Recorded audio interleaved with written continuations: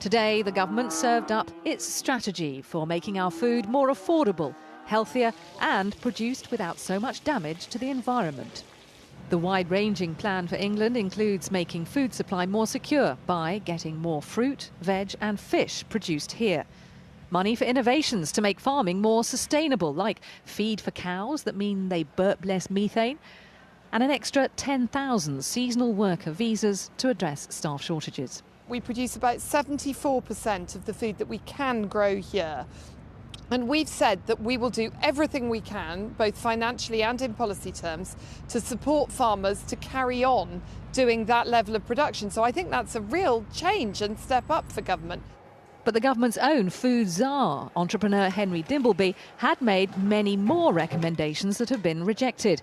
He'd said extend free school meals to more children in poverty, tax sugar and salt in processed foods to tackle obesity, and set a target to reduce the amount of meat and dairy in the British diet. Henry Dimbleby had put together a really comprehensive and ambitious food strategy, and Boris Johnson has butchered it. He's cut it into pieces.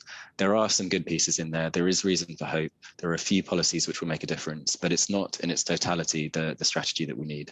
We also have to grip quite tightly on the onion. At Sacred Heart Primary in South London, the charity School Food Matters teaches pupils how cooking from scratch and growing your own can save money. Knowing that they'll regrow, you can do it over and over again, so you never have to buy anything. Why do you think it's important to learn about food and how to cook it? Because then when you're a grown-up, you couldn't cook for your children. And it's just good to have abilities to do different stuff for yourself.